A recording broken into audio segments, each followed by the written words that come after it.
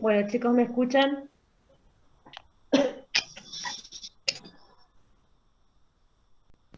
Sí, sí, profe. Perfecto. Bueno, creo que ya entraron casi todos. Bueno, Hipólito, entonces, para hacer un resumen de lo que me habías preguntado, no siempre es necesario pedir la placa de tórax en par radiológico, eso lo justifica mucho la clínica.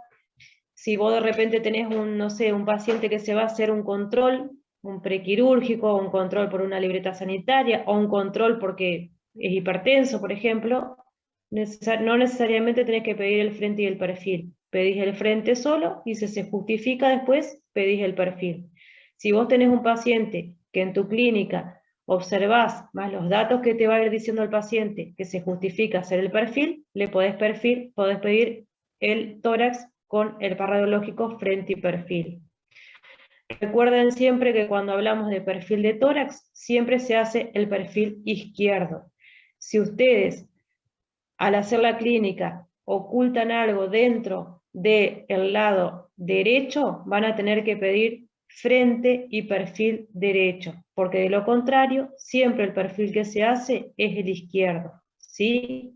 Creo que eso que había quedado claro ya en la clase anterior, pero bueno, por lo pronto lo repito como para que quede nuevamente fresca, digamos, la información. Bien, Profe, disculpe, hay un compañero que quiere ingresar. ahí apareció, ahí entran dos. Gracias. Bueno, y así como estaban los síndromes que hablábamos hoy, también tenemos signos que hacen a lo que es la parte de la lectura de la imagen. Y los signos muchas veces están asociados a distintas patologías. Uno de ellos es, por ejemplo, el broncograma aéreo. Nosotros sabemos que dentro de esta trama broncovascular que hablábamos hoy, entran los bronquios y también entran todo lo que es la zona vascular, los elementos vasculares al pulmón. Así como los elementos vasculares se ven opacos, como en este caso acá, que esto me está demostrando que hay presencia de líquido, porque el vaso tiene líquido en su interior, tiene sangre, el bronquio, cuando es normal, no se debe ver en la radiografía de tórax, ¿sí? ¿Por qué? Porque el bronquio solamente lo voy a observar cuando hay algún tipo de proceso, como por ejemplo una obstrucción, que hace que el aire quede retenido dentro de ese bronquio y por lo tanto ahí recién lo voy a ver dentro de una imagen. Entonces, el bronquio no se ve cuando es normal, se ve solamente cuando es patológico. ¿Ustedes se acuerdan de esa primera imagen cuando hablábamos hoy de lo que era la condensación o la consolidación? Que veíamos una imagen opaca, una imagen que me está reflejando que no hay aire en ese sector del pulmón. Y muchas veces esa falta de aire se produce porque hay algún tipo de patología que no deja que el aire se vuelque en ese sector y por lo tanto se vea opaco. Algo que va asociado muchas veces a la condensación o a la consolidación es el broncograma aéreo. Entonces, voy a ver imágenes lineales, como por ejemplo estas que yo veo acá, imágenes radiolúcidas lineales, que me están demostrando la presencia de aire que está retenido dentro de los bronquios por algún proceso, a veces que está asociado, que hace que ese aire no se vuelque dentro de ese sector y por lo tanto un signo que va asociado nuevamente a la consolidación es el broncograma aéreo y son relativamente asociados a la posibilidad de un proceso neumónico. Entonces, en definitiva, cuando yo veo un proceso de consolidación parenquimatosa, es muy probable que haya asociado un broncograma aéreo y son dos imágenes totalmente posibles cuando hay un proceso neumónico que está haciendo en evolución. ¿Sí? ¿Queda claro? Sí, Sí, sí. profe. Bien. Otro de los signos que podemos encontrar es el signo de la silueta, y que los signos de este tipo me permiten muchas veces ubicarme si la imagen que estoy observando es anterior, si es posterior, si está por delante o por detrás del mediastino, Y muchas veces lo vamos a dividir en dos partes, en lo que es negativo y en lo que es positivo. Cuando yo observo una imagen como esta, por ejemplo, que me llama la atención, porque es una imagen grande, de bordes bien definidos, porque yo la puedo observar, ese borde, pero si yo presto atención, veo por detrás, a pesar de esa imagen, todo el borde mediastinal presente. Fíjense que veo todo el mediastino en el lado izquierdo y también veo ese borde mediastinal en el lado derecho. Entonces voy a decir que ese signo de la silueta es negativo, porque a pesar de que yo veo una imagen que me llama la atención, no me borra los bordes mediastinales. Yo al mediastino lo sigo viendo en toda su totalidad, en todo lo que es ese borde que forma entre la parte mediastinal y el pulmón. Fíjense que cuando hago la correlación con el plano sagital, esa imagen, el plano de perfil, esa imagen que hoy veía, la veo proyectada en la parte posterior y por lo tanto esa imagen está por detrás de la silueta cardíaca. Fíjense que no la borra básicamente a ese borde mediastinal porque está por detrás. Entonces, signo de la silueta negativo, imagen que me llama la atención, pero no me borra los contornos mediastinales.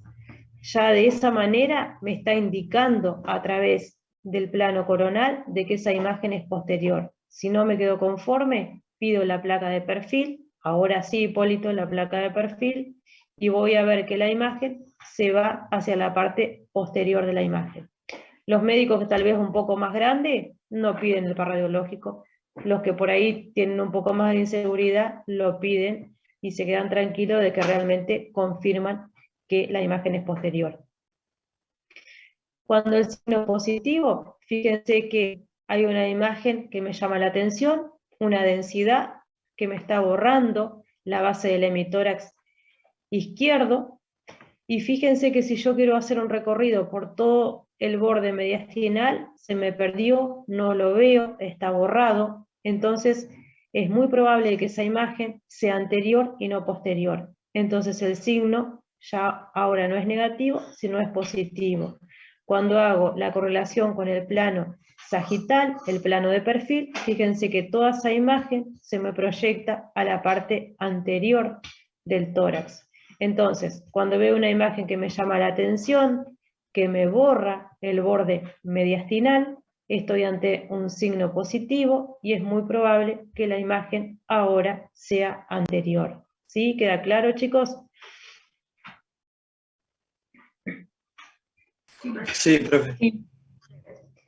Y otro de los signos que también a mí me ayuda a poder interpretar si estoy en la parte intrapulmonar o extrapulmonar del pulmón en relación a la imagen, es el signo del ángulo.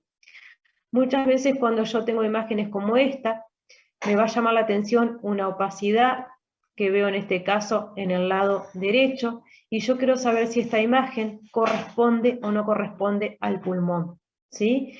Entonces hay un signo que se llama el signo del ángulo, porque básicamente lo que se mide es el ángulo que forma esa imagen, para poder saber si pertenece o no al pulmón. Se dice que cuando el ángulo que forma es obtuso, no pertenece al pulmón, es extrapulmonar. Cuando el ángulo es agudo, pertenece al pulmón y es intrapulmonar. ¿Cómo se toma esa medida del ángulo?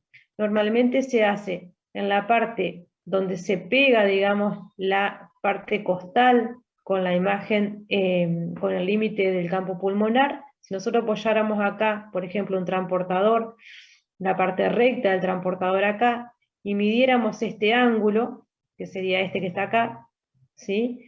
Este ángulo mide más de 90 Hola, grados. profe. Disculpa que te interrumpa. ¿Podrías Sí. repetir lo del ángulo que justo se me cortó el internet? Bien. El signo del ángulo, básicamente, lo que nos permite saber si la imagen es intra o extrapulmonar, y se llama así básicamente porque se toma la medición de ese ángulo para saber si es obtuso o es agudo. Si es obtuso, generalmente es una imagen extrapulmonar; si es agudo, generalmente es una imagen intrapulmonar. ¿Cómo se toma la medición? En este esquema, que es más fácil por ahí para poder describirlo, si nosotros apoyáramos un transportador acá y tomáramos la apertura de este ángulo, que está acá, esto mide más de 90 grados, por lo tanto, este ángulo es un ángulo obtuso y esta imagen es extrapulmonar. Está creciendo desde afuera del pulmón hacia adentro, ¿sí? Está comprometiendo al pulmón. Cuando yo tengo imágenes como esta, por ejemplo, cuando tengo una imagen, una consolidación parenquimatosa, que yo veo en forma redondeada, en este caso en el segmento superior del pulmón derecho, si yo quiero saber si esto es intra o extrapulmonar, si corresponde o no corresponde al pulmón, vuelvo a hacer lo mismo.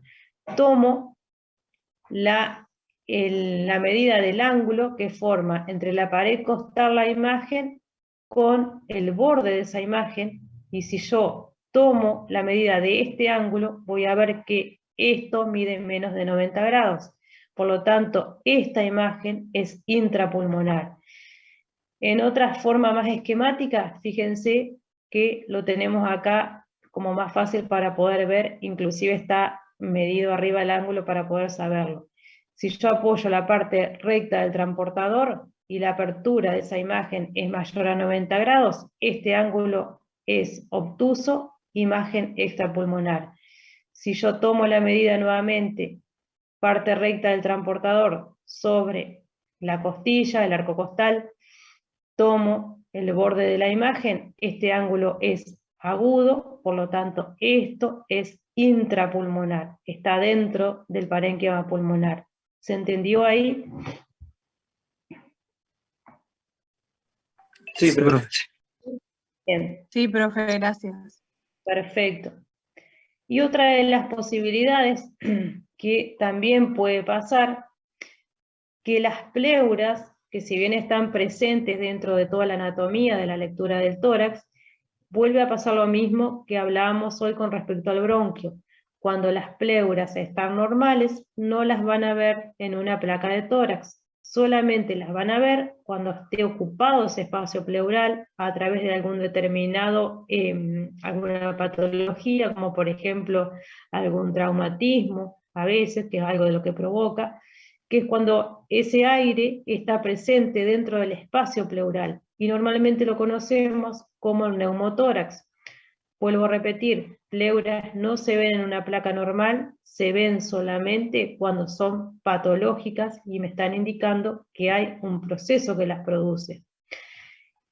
¿Cómo me doy cuenta yo que las pleuras están ocupadas? Porque voy a ver imágenes como estas, ¿sí? Imágenes que son lineales, bien marcadas, bien radiolúcidas, fíjense que también las veo acá, que son verticales porque están cubriendo casi toda la periferia externa del pulmón. Tengan en cuenta que la pleura recubre el pulmón y que generalmente eso me está indicando la presencia de aire en el espacio pleural, y por lo tanto yo veo esas imágenes que me llaman la atención. Eso es patológico y generalmente está asociado a una posibilidad de un neumotórax que puede haber estado provocado por un montón de causas. Ustedes saben que los neumotórax tienen un amplio abanico de posibilidades para poder provocarse. Bien, y una de las placas que hemos visto mucho en estos últimos 2 años, ahora ya no tanto, por suerte, es la imagen característica de múltiples procesos de condensación en forma redondeados, opacos, bilateralmente, que ocupan casi toda la periferia de ambos campos pulmonares, que tienden a ser imágenes en forma algodonosa, fíjense que tienen toda la forma como de las pompas de algodón, y que normalmente son características de la imagen en vidrio esmerilado, que son las que producían, o las que provocan todavía, la presencia del COVID-19. Bien, chicos, ¿alguna pregunta hasta acá ahora?